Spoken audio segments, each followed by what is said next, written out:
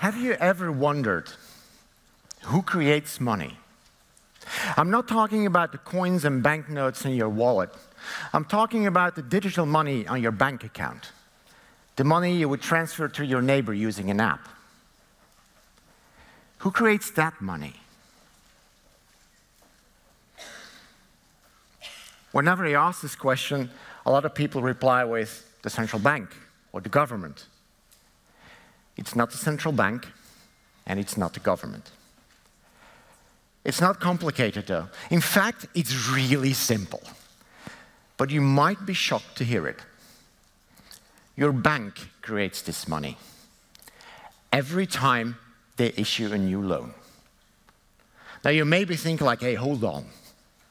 Don't banks lend out money from savings from other customers? Nope. Richard A. Werner, a German economist, ran a 200,000 loan through the computers of a real bank. No money was moved, no savings were used. The full 200,000 euros were created out of thin air alongside with the corresponding debt. Here's how it works.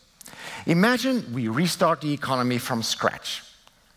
You own a business as a carpenter and there is no money yet. You heard about this great new thing called money. It will make trade so much easier. So you go to the bank and you ask for a loan. The bank, happy to kickstart the monetary system, grants you a loan of 100,000 euros. And you only have to pay 10,000 euros in interest for that. Great deal, right? Okay, it's a little bit hard to pay off your debt, but no worries. Your friend Sonia, who owns a web development company, wants to do business with you, and you tell her about this great new thing called money, and she just has to go to the bank and get some. So she goes, gets herself a loan of 100,000 euros, puts herself in debt for 110,000 euros, but now there is 200,000 euros in your mini economy, and you can start trading. Over time, Sonia buys for 30,000 euros of furniture from you. This puts 130,000 euros in your account. You can now pay off your loan. The bank then books off the 100,000 euros you borrowed, which destroys the money. Yes, that money is now gone. But the 10,000 euros in interest, that's the bank's profit, and that still exists. They now, with that money, buy a website from Sonia, and you do the same with the 20,000 euros you have left. Sonia now has 100,000 euros in her account. Yay! And she can't pay the interest because the money for that has never been created. Does it really work this way? Does paying off bank debt really destroy money? Yes. It literally says so on the website of the European Central Bank. Commercial banks can also create so-called inside money, bank deposits. This happens every time they issue a new loan. If all claims held by banks and private debtors were to be settled, all this created inside money would be reversed to zero. In layman's terms, this says banks create money every time they issue a new loan. And when all bank debt is settled, all that money is gone again. Now, what they don't say is that this money created by banks makes up 95% of all the money in our economy. That means that if all bank debt were to be settled, all that money would be gone. Poof. Money cannot exist without debt. New loans are constantly needed just to keep money available in the economy.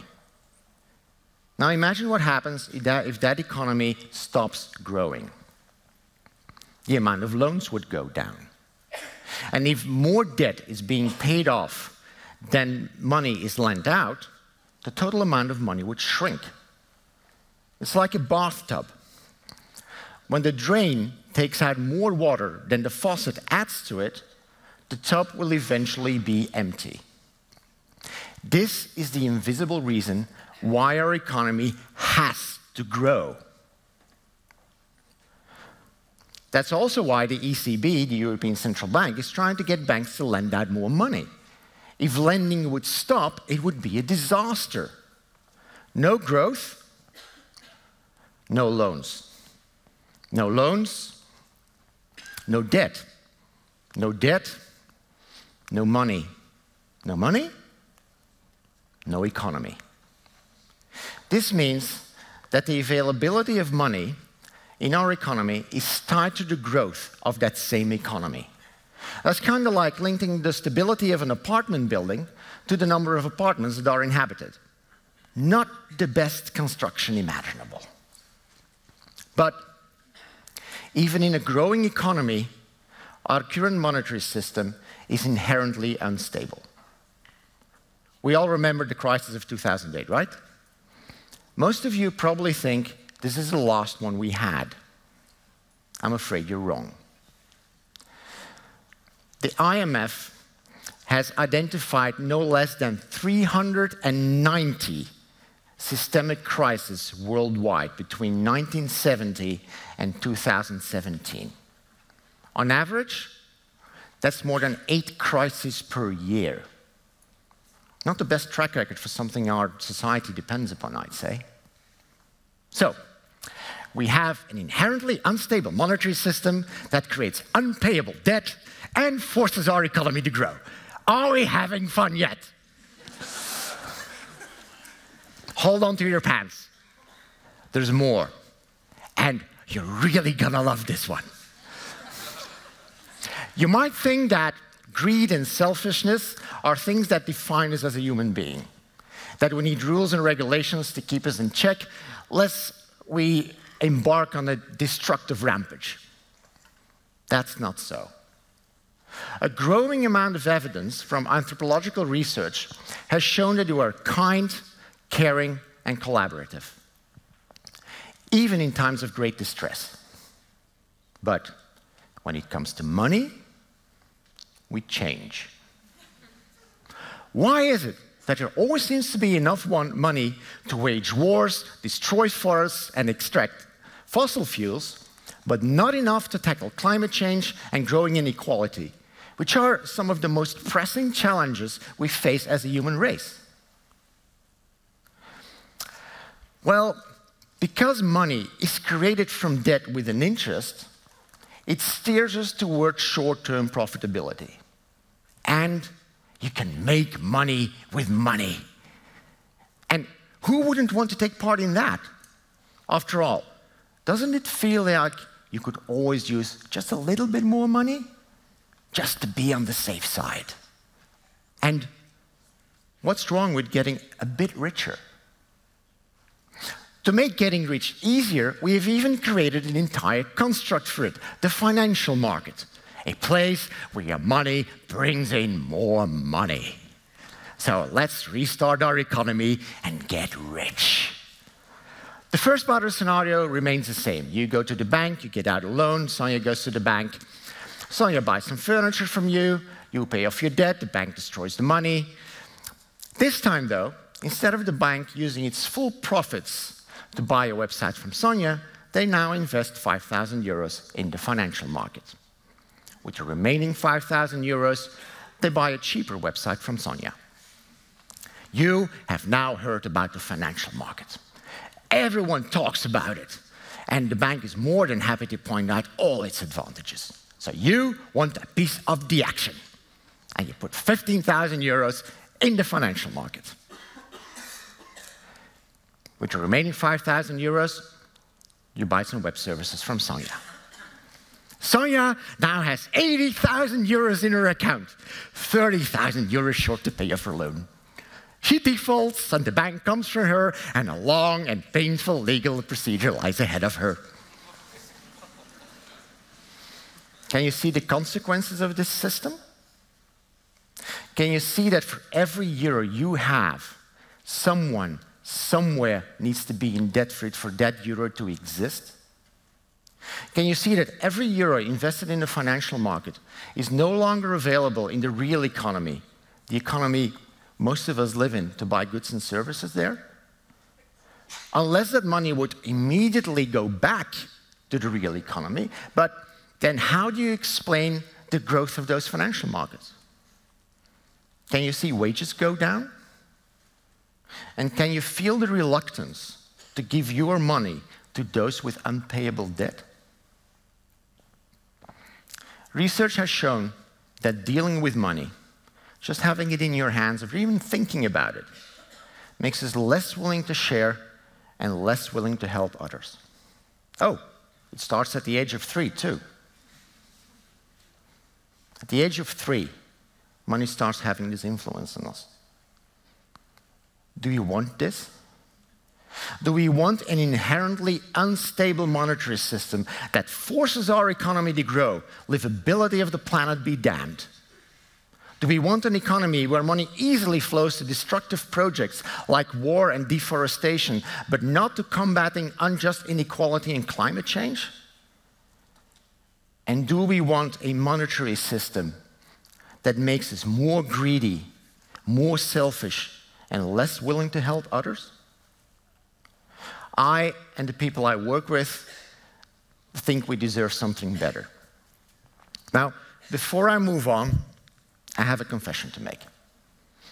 I am not an economist in the classical sense of the word. I hold a master in IT.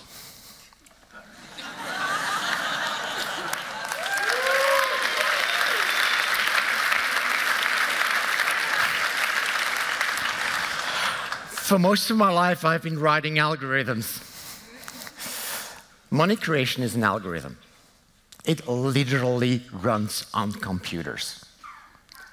So I decided I'll design a new one, which eventually led to the sustainable money system. The two main differences are that money is not created from debt and there is no interest. Let's restart the economy with the new system. You and Sonia both open an account in the sustainable money system. This entitles you to a guaranteed income of 2,000 euros per month. This money is created by the sustainable money system itself without simultaneously creating debt. The first month, both you and Sonia receive 2,000 euros on your account. With this money, Sonia buys some furniture from you. Next month, you receive your next 2,000 euros. Sonia buys some more furniture from you, and you buy some web services from Sonia. Let's fast forward 10 months.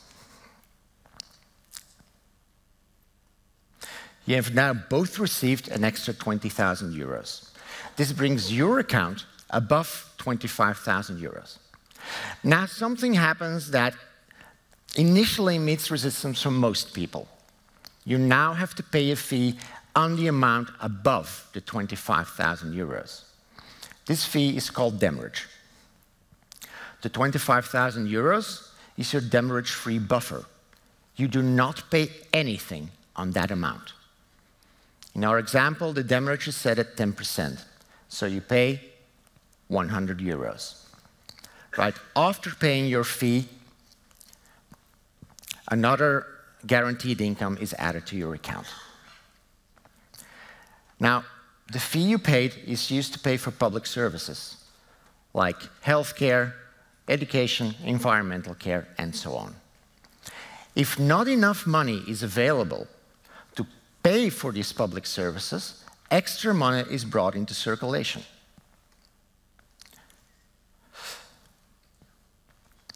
If more money comes in than is needed, the surplus is taken out of circulation. This safeguards against inflation. Now, I know this is a lot to take in, and I know it probably raises a lot of questions. I know that the idea of paying money on large savings initially meets a lot of resistance, but the financial security of your savings have been replaced by the financial security of a guaranteed income on top of any wages you might receive. What we also often hear is, what if I want to buy something really expensive, like a house? Imagine you're the person selling the house. Do you really want, say, 300,000 euros on your account all at once? Wouldn't it be more interesting to receive 2,000 euros a month for the next 150 months? This is a potential effect of the system. Large transfers of money would most probably be converted into streams of money over time. The most important aspect of a sustainable money system is that money supply, the availability of money, is no longer dependent on economic growth. The amount of money in the economy scales with the amount of people that are using the system. And we can now also get rid of the lack of money arguments that are thrown around when talking about tackling climate change, because this is clearly a public service. And therefore, money is no longer an issue. Inequality is automatically reduced because getting rich becomes increasingly expensive. I told you that our current money easily brings out the worst in us. The money created by the sustainable money system allows the best in us to emerge. We observed this during the games that we developed, where we let people experience the difference between the two types of money. With the sustainable money system, people are less stressed, collaborate better, and pay more attention to a common goal, while also being able to take better care of themselves, without huge piles of money. I will never claim that the sustainable money system will solve all of our problems. But I do claim it will make solving a whole lot of them a whole lot easier. It can create a new story for our future, a story where money is readily available to tackle climate change while simultaneously reducing inequality and providing financial security for all. A story where we can come together again, where collaboration trumps the everyone for themselves strategy, and where quality of life becomes more important than the quantity of stuff we possess. It would be a change of epic proportions. And how amazing would it be if we can tell future generations that we were part of that change? You can be part of that change just by spreading the story, or contact us if you want to get involved. Thank you.